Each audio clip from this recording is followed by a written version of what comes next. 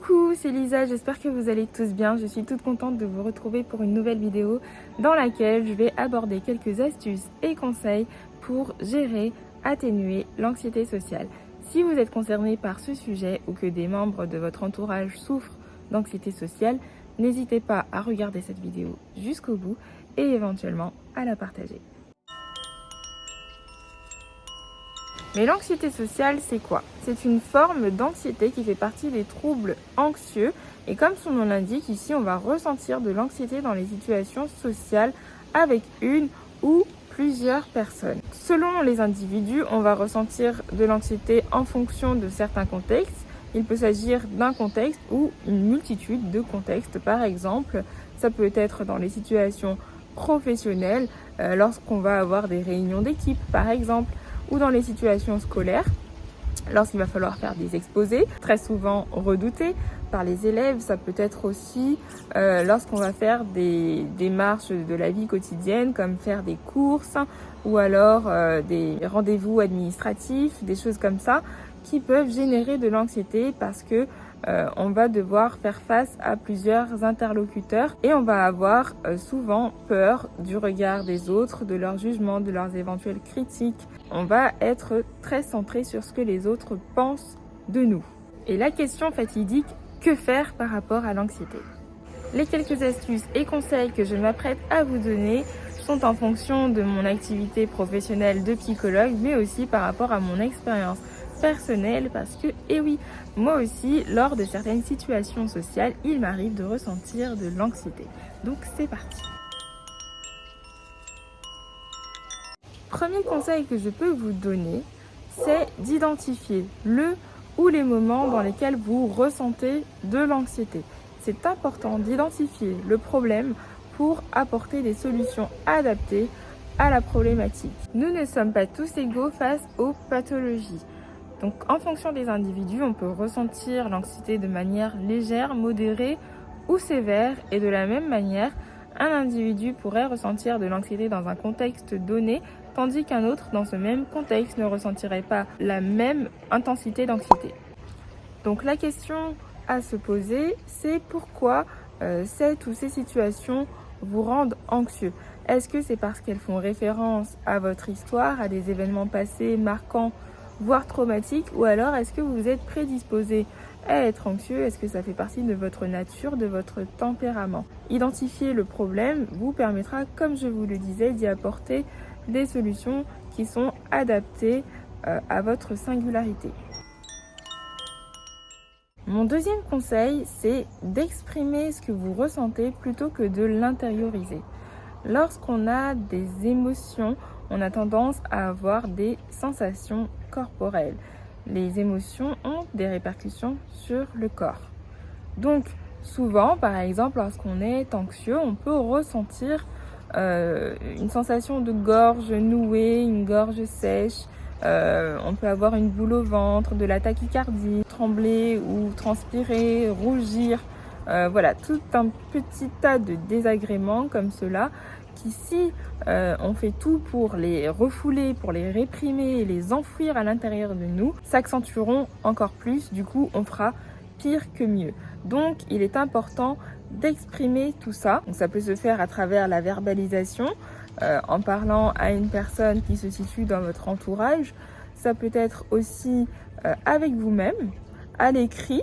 Ce sont de petites méthodes qui vous permettent d'extérioriser ce que vous allez ressentir, éprouver, et en fin de compte, vous vous libérerez de tout ça. Plutôt que de le garder emprisonné, vous vous sentirez soulagé et en plus, vous enverrez une information à votre cerveau, à ce petit filou qui voulait vous faire croire que la situation était dangereuse. Finalement, c'est une cognition totalement erronée. On a l'impression d'être en danger et du coup, le corps, il se met dans une espèce d'hyperactivation. Tous les petits signaux d'alerte là se font ressentir à l'intérieur de vous parce que tout se chamboule. Si vous apprivoisez ces émotions, ces sensations, vous leur permettrez de s'atténuer et de retrouver un certain équilibre un certain calme finalement. Donc voilà, plutôt que d'être en guerre avec vous-même, extériorisez pour vous libérer et faire la paix avec vous-même. C'est ok de ressentir des sensations comme celle-ci et d'avoir ces petites difficultés. Vous en avez totalement le droit, chacun a le droit d'avoir ces petites difficultés et donc n'hésitez pas à même le dire aux personnes qui vous écoutent à l'instant T et vous verrez que les gens font preuve de bienveillance, hein. Ils sont pour la majorité intelligents, donc ils seront plus à même de vous comprendre si vous exprimez vos émotions. Quand on ressent cette anxiété, c'est qu'on a tendance à focaliser sur le fait qu'on est le centre de l'attention, sur le fait que les gens nous regardent, nous épient, alors que finalement rien n'en est. Les gens souvent sont dans leurs propres pensées, en train de penser à leurs propres problématiques et quand on est anxieux social, on en fait toute une histoire et souvent même avant l'événement en question, on a tendance à y réfléchir des jours et des jours et des jours à l'avance et à se faire un sang d'encre et donc c'est important de permettre au cerveau de relativiser les situations comme celle-ci. Petit conseil dans le conseil, j'ai conscience par contre qu'il y a des personnes qui peuvent être toxiques et profiter de votre vulnérabilité. Donc souvent il y a des petits problèmes d'ego qu'il va falloir travailler là. Mais vous évitez justement les personnes qui pourraient vous rendre encore plus anxieux et rapprochez-vous davantage de personnes qui pourraient vous comprendre et qui ont une certaine sensibilité.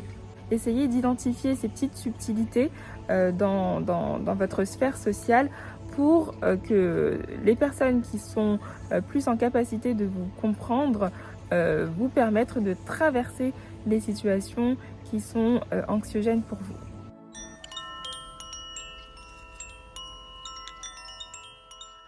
Troisième conseil, c'est un conseil qui va faire appel à la régression. Alors la régression, c'est revenir à des stades antérieurs du développement, donc quand on était plus jeune. Et là, je vais donc vous préconiser d'avoir un objet contraphobique. Qu'est-ce que c'est que l'objet contraphobique? C'est un nom un peu bizarre, alors qu'en fait, c'est tout simple. C'est un objet qui va contrer la phobie, la peur que vous ressentez. Donc c'est un objet, en somme, qui sera juste rassurant pour vous. Comme quand on était enfant, je peux faire allusion au doudou. En langage psychologique, on parle de l'objet transitionnel qui a été développé par Donald Winnicott, psychanalyste. Donc ce petit objet contraphobique, il peut avoir différents aspects. Donc il peut être matériel ou bien immatériel. Dans la catégorie des objets matériels, il peut s'agir par exemple d'un gris-gris ou encore d'un porte-bonheur. Tout objet qui vous réconfortera et qui sera symbolique pour vous, qui vous fera penser à des situations rassurantes. Dans la catégorie des objets immatériels, ça pourrait être un mantra positif qui vous fait du bien, que vous pouvez vous répéter tout au long de la journée. Lorsque vous allez vous sentir anxieux, que vous savez que la situation va être difficilement gérable, répétez-vous un mantra. Les mantras, c'est comme de la magie blanche. Vous pouvez jouer avec le pouvoir des mots. Je vous assure que si vous y croyez, en général, ça peut faire des merveilles. Donc ça peut être un mantra, mais aussi un souvenir qui vous fait du bien. Donc ça peut être une situation dans laquelle vous avez réussi à relever un défi malgré le fait que vous aviez très peur de ne pas réussir. Par exemple, l'objet contraphobique peut aussi être incarné par une personne. Alors la personne en question peut être une confidente ou alors une personne avec qui vous vous entendez très bien, avec qui vous avez une relation saine et basée sur la réciprocité. Donc vous pouvez lui faire part de vos difficultés et lui demander dans certaines situations de vous accompagner. Donc elle vous accompagnera le temps que vous puissiez vous habituer au contexte, à la situation anxiogène, jusqu'à ce que vous ayez identifié qu'il n'y a aucun danger à craindre et que vous pouvez gérer la situation de manière autonome par la suite. Même si dans objet contraphobique il y a le mot objet, attention à ne pas utiliser la personne comme un objet à proprement parler. Lorsque cette personne accepte de vous rendre service et de vous accompagner dans les situations difficiles pour vous, il faut que vous puissiez être là aussi pour elle lorsque elle en a besoin. Parce que sinon votre relation saine pourrait se transformer à la longue en relation toxique.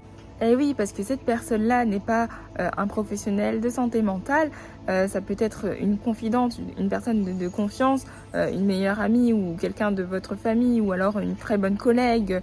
Voilà, c'est des personnes qui ne sont pas obligées, si vous voulez, de faire cette démarche-là. Donc c'est pour ça que je vous mets en garde contre certaines petites choses. Mon quatrième conseil, c'est de vous transformer en acteur. Oui, vous avez bien entendu, en acteur. C'est un conseil un peu chelou, me direz-vous, mais ce n'est pas si bizarre que ça. Donc, quand je vous suggère de vous transformer en acteur, cela signifie que vous allez incarner un personnage que vous allez vous créer. Donc là, ça fait appel à votre imagination, à votre créativité. Et donc, vous allez essayer de rentrer dans la peau d'une personne à qui vous voudriez ressembler. Alors, attention à ne pas utiliser cette stratégie à outrance au risque de vous y perdre, de perdre toute votre identité et de transformer tout ça en un espèce de faux self. Donc, le faux self a été conceptualisé également par le psychanalyste Donald Winnicott. C'est un mécanisme de défense d'utiliser son faux self pour pouvoir faire face à certaines situations de manière adaptée. Donc là, vous allez vous créer un masque qui va vous permettre de traverser les situations qui sont anxiogènes pour vous. Et donc, vous protégerez la personne que vous êtes à l'intérieur de vous-même, cette personne qui est un petit peu sensible. Donc, à quoi pourrait correspondre cette personne? Eh ben, ça pourrait être tout simplement votre idéal, à qui vous avez tendance à vous identifier de manière générale. Quel type de personnage vous plaît? Vous pouvez décider d'être cette personne. Est-ce que c'est une personne confiante qui aime relever les défis, une personne qui a tendance à poursuivre ses rêves? Essayez d'incarner cette persona pour que les choses soient beaucoup plus simples pour vous. Jouez un rôle. La majorité des gens le fait sans même s'en rendre compte. Alors c'est parti, ça tourne.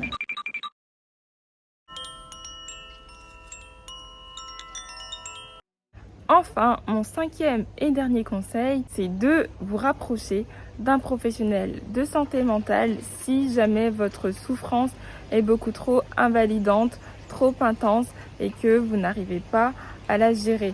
Parce que cette vidéo, même si ce sont des conseils et des astuces, n'a pas vocation de soigner votre souffrance, mais juste de vous aider par rapport à certaines situations qui sont difficilement vivables, gérables. Mais c'est important de ne pas rester seul avec sa souffrance et de consulter si c'est nécessaire. Donc les psychothérapeutes, les psychologues, les psychiatres pourraient vous aider à vous réadapter par rapport à votre anxiété sociale à travers différentes approches. Ça peut être une psychothérapie de type analytique, une thérapie cognitivo-comportementale pour apprendre à travailler sur vos cognitions, sur vos croyances limitantes, vos croyances erronées. Ça peut être de la thérapie de groupe aussi, où vous allez vous retrouver avec des personnes qui souffrent du même trouble. Alors c'est vrai que les thérapies de groupe, vous pouvez être déjà anxieux à l'idée d'en faire une, mais rassurez-vous, ça peut être non seulement un bon moyen pour pouvoir vous exposer à la situation sociale, parce que le but, ça n'est pas d'éviter tout le temps les situations anxiogènes, mais de les affronter pour pouvoir vous réhabituer, vous réadapter.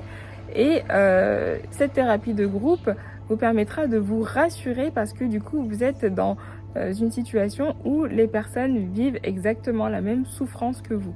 Donc voilà, vous pourrez trouver des thérapeutes avec différentes approches. Si vous souhaitez que je vous parle de la différence entre ces différents professionnels de santé mentale, même si des vidéos sont déjà faites sur cette thématique, n'hésitez pas à me le dire en commentaire. C'est vrai que c'est difficile de faire le premier pas pour une consultation, une première consultation, mais une fois que ce premier pas est franchi, vous verrez que ça peut être d'une grande aide. Et puis si jamais le thérapeute ne vous convient pas, si son approche n'est pas faite pour vous, n'hésitez pas à changer, à aller voir un autre professionnel de santé, il n'y a aucun souci à ça. Vous êtes totalement dans vos droits et un bon thérapeute acceptera que sa méthodologie fonctionne avec des personnes et peut-être pas avec d'autres. La santé mentale est tout aussi importante que la santé physique et ne pas prendre soin de l'une peut avoir des répercussions sur l'autre. N'hésitez pas à prendre en charge votre santé mentale pour éviter qu'elle n'ait des répercussions sur votre santé physique. Si vous êtes sujet aux maladies psychosomatiques, vous êtes bien placé pour savoir que le mental peut avoir des conséquences et des effets néfastes sur le physique. C'est le cas par exemple des maladies telles que l'eczéma ou encore le psoriasis. En cas d'émotions fortes, il peut y avoir des éruptions cutanées par exemple. Donc il ne s'agit pas que des personnes qui ont des maladies qu'on appelle psychosomatiques. Tout le monde peut somatiser et donc c'est pourquoi il est important de prendre soin de vos deux santé mentale et physique. Donc voilà, j'espère que cette vidéo vous a plu. N'hésitez pas à me dire quel conseil vous a le plus intéressé. Je serais aussi très curieuse de savoir quel objet contraphobique vous avez identifié, lequel vous rassure le plus. N'hésitez surtout pas à me laisser un petit commentaire et je vous répondrai avec grand plaisir. Si vous avez apprécié cette vidéo, n'hésitez pas à me mettre un petit pouce pour m'encourager à faire d'autres vidéos de ce style. Je ferai d'autres vidéos en lien avec la psychologie, mais pas que. Restez connectés pour connaître mes aventures. Sur ce, je vous fais de très gros bisous et je vous dis à la prochaine pour une nouvelle vidéo.